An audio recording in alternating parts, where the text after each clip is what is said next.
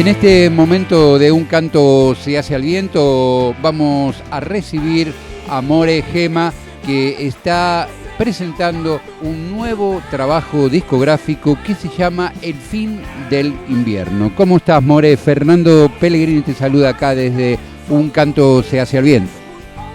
Hola, Fernando, muchas gracias por la invitación, muy bien. Bueno, este disco que tiene este particular nombre, El Fin del Invierno, ¿tiene una significación fuerte, lo que significa llegar el invierno, pasarlo y que finalmente termine para venir ese periodo más alegre, más confortable que es la primavera, climáticamente hablando? El disco este es un disco que habla de un largo invierno, donde me di cuenta que un poco quería escribir sobre eso, los últimos años, un periodo gélido, rodeado de duelos y un poco las reflexiones que trajeron, pero sin duda había algo que era que no iba a salir un disco oscuro, ¿no? Por eso también el título igual me lo regaló Italo Calvino en Las ciudades invisibles. En un texto él habla de que el hombre camina días enteros y que su mirada se deposita en cosas que son signo de otras. Por ejemplo, la huella en la arena indica el paso del tigre y la flor de hibiscus el fin del invierno. Entonces ahí yo entendí que había una esperanza, digamos, como que hay algo que siempre te muestra que el invierno finalmente va a terminar. Y entonces el disco narra eso, ¿no? Es un disco de 9 canciones que narra ese largo invierno, pero desde esa visión ya retrospectiva. Hay crudeza, pero también ternura en este disco, en estas canciones. Aparece esa lógica invernal. Así me han dicho que era un disco que tenía una ternura novedosa en algunas letras, en la forma de cantar algunas canciones, y sí, con certeza también tiene crudeza. También era un desafío cómo traducir algo que es tan llano, tan rústico como un duelo, en algo poético, en algo comunicable. Pero termina siendo sanador, ¿no es cierto? Como traducir en poesía, en música, ese duelo, termina produciéndose ese proceso de duelo. Sí, para mí fue muy sanador hacer el disco, realmente lo fue. No me di cuenta tanto hasta que lo terminé y efectivamente lo grabé, y ahora que lo voy a presentar, me doy cuenta cómo el ciclo se cierra. Es muy sabio el tiempo. También los duelos tienen algo muy particular que aprendí, y es que tienen 2 características que son brutales, y es que no son lineales, entonces inician pero uno no sabe cuándo van a terminar, y por otro lado son insobornables, hay que transitarlos y atravesarlos porque medio que no queda otra. Pero en este disco vos sabías cómo empezarlo y cómo llegar a ese fin, porque viste que a veces hay un proceso creativo que es casi eterno, ¿no es cierto? Uno quiere seguir sumando o seguir restando cosas que no le parecen apropiadas. No, yo en este caso fue un proceso de escritura, creo, ahora entiendo, un poco, bastante basado en el inconsciente, por así decirlo. Del último disco de canciones que saqué, que fue La sabiduría del mar, habían quedado 2 temas afuera, que estaban igual en ciernes, pero que no se emparentaban mucho con aquel disco. Después entendí con el tiempo que ya estaban hablando de esto, ya estaban hablando de esto que venía ahora.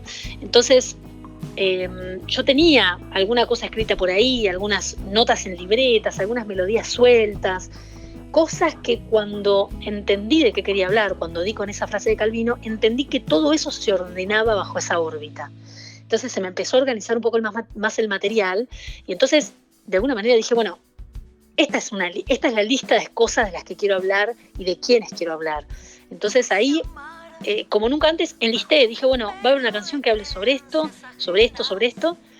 y eso me ordenó un poco también el trabajo y la disposición energética y la inspiración.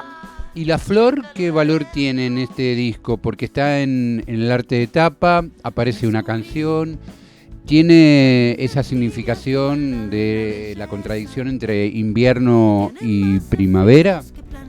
No, la flor es esto que dice Calvino, que la flor de hibiscus anuncia el fin del invierno, que cuando empieza a florecer la flor de hibiscus, ahí empieza a aparecer en la primavera. Entonces, para mí fue una forma de esperanza abrazarme ese símbolo de la flor de hibiscus. Por eso está en la portada, y también por eso la canción que abre el álbum se llama La flor de hibiscus, y es una forma de presentación, de introducción, de aviso respecto de qué va el álbum. ¿Cuánto ha inspirado? Mucha gente se hace referencia a ese libro y a ese autor, ¿no es cierto? Tiene muchas cosas para seguir trabajando desde el pensamiento, desde lo que manifiesta. Mira, es un libro profundamente poético y de una imaginación insondable. Creo que ese es el gran valor que tiene, ¿no? Para mí, yo no lo tenía en radar de nombre, y cuando entré no tenía muy bien idea de qué iba, y cuando entré al libro me di cuenta que era una cosa preciosa, y a mí en lo personal me marcó ahí, me marcó en esto de que me dio el concepto del disco, me ordenó, fue un faro, me ordenó hacia dónde quería ir, qué quería contar. El disco tiene 9 tracks, ¿no es cierto? Son 8 canciones y un epílogo canción, y todas son compuestas por vos. ¿Cómo fue el proceso de grabación de esto, que estuvo dividido en diferentes partes? ¿Quiénes colaboraron? Hay muchas personas que intervienen en esta grabación. Sí, bueno, cuando terminé de componer el disco y me puse a hacer maquetas en el estudio, y después de terminar las maquetas me armé un paréntesis de 15 días de laburo. Yo produzco, entonces más o menos esos tiempos los conozco. Me armé 15 días en el estudio para poder grabar mi disco, y decidí grabarlo por partes. Decidí establecer tiempos de intimidad con cada una de las personas que iba a grabar el disco. Llamé a Natalia Perelman y a Constanza Sánchez para grabar, para que operaran las sesiones. Junté otra vez a mi banda, Manu Caiza, Paco Arancibia, Mu Sánchez. Llamé a Dolo Arce en percusión, cuarteto de cuerdas, trío de vientos, un corno. O sea, realmente una síntesis respecto de mis últimos trabajos discográficos. Yo en el 22 edité un disco de música de cámara, instrumental. Entonces esto viene de alguna manera a sintetizar ese mundo cancionístico y ese mundo del arreglo instrumental, que son dos mundos que a mí me encantan. Y bueno, eso, me tomé tiempo. O sea, en una jornada hicimos las baterías, en 2 jornadas grabamos los bajos, en otras 2 jornadas grabamos las guitarras, en una jornada la percusión, después las cuerdas, bueno, etcétera. Llamé a Tatu Estela para que me grabara las voces, que también fue quien mezcló el disco, y finalmente lo masterizó Andrés Mayo. Entonces, es un mapa de gente muy especial para mí, personas que amo y que son tremendas y tremendos profesionales. Un poco lo que yo pensaba es como qué lujo tener estos amigos y estas amigas, ¿no? Gente tan idónea en su área. Entonces la verdad que el proceso fue increíble. El tiempo de intimidad, de afectividad, era muy importante para mí, porque no era un disco fácil de grabar.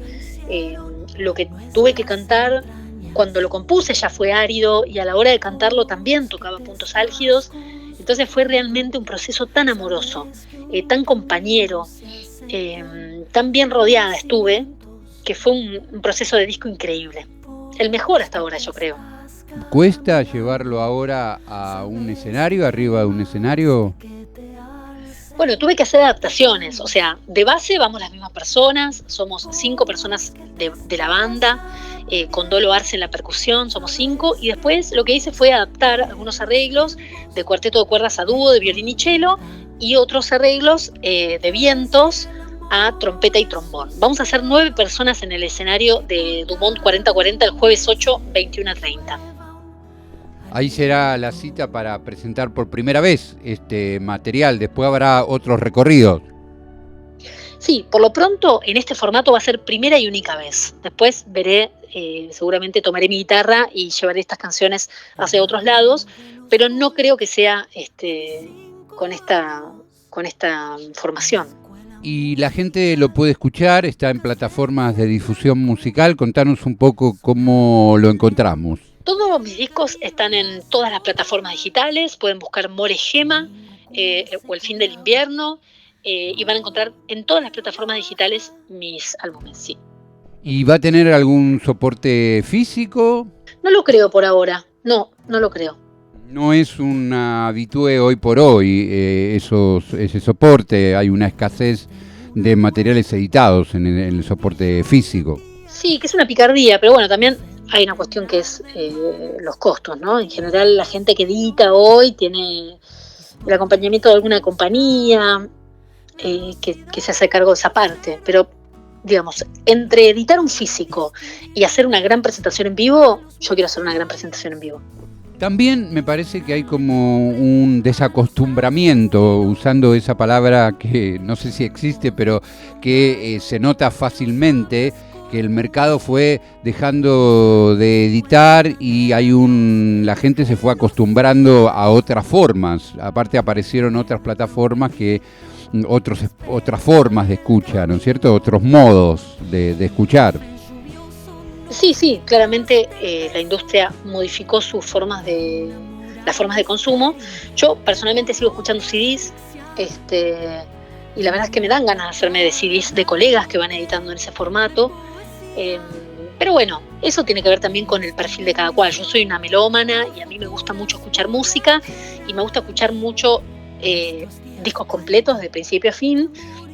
Y lo hago, ya sea ponga el disco físico o escuche desde Tidal, por ejemplo, desde la plataforma de streaming. Siempre escucho discos enteros.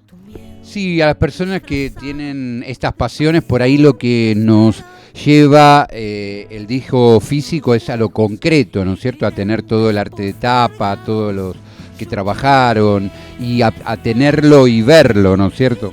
Una belleza que se perdió, y aparte esa acción de tenerlo, ¿no es cierto? Por lo otro, ¿dónde está? Bueno, no se sabe muy bien dónde está, o lo tenés en una carpeta, en la computadora, y se mezcla entre otro montón de cosas que hay digitalizadas hoy, ¿no es cierto? Entonces ahí es donde empieza esa añoranza por lo físico. Sí, hay algo de eso, bueno, pero que un poco tiene que ver también con la forma de hacer música que se dio, ¿no? Hay algo del cuerpo, de poner el cuerpo, de tocar un instrumento, de encontrarse, que es hermoso, ¿no? Y que un poco, en algunos casos, fue sustituido por la computadora. Entonces, bueno, me parece que tiene que ver con los tiempos, con los aires de época.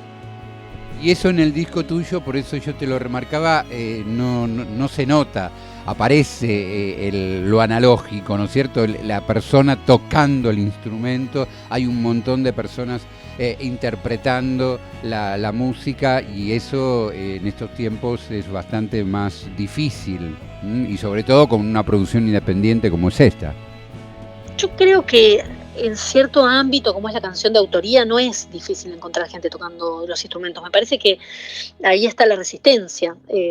Por el contrario, me parece que lo que hacemos es sostener esto de ponerle el cuerpo a la música, tocar los instrumentos, hacer sonar lo acústico, independientemente si también hay una mixtura de qué sé yo, de loops o de programaciones, que de hecho en mi disco lo hay. Yo hice programaciones y todo, pero lo que sostiene la música es lo que está tocado. Me parece que en el ámbito de canción de autoría, eso todavía sí está vigente, muy vigente, y te diría que es lo característico. Bueno, recordemos entonces el lugar donde lo podemos escuchar, tus redes y también el recital, a ver. Sí, en todas las plataformas de streaming puede buscar Moregema, El fin del invierno o cualquiera de mis otros álbumes. Luego en Instagram, @_Moregema_. También en Facebook, Moregema Música. Y bueno, por ahí nos encontramos. Jueves 8 de mayo, 21:30, en Dumont 4040. Te agradecemos muchísimo entonces por el tiempo y nos estamos reencontrando. Gracias por todo. Muchísimas gracias, Fernando. Un abrazo fuerte.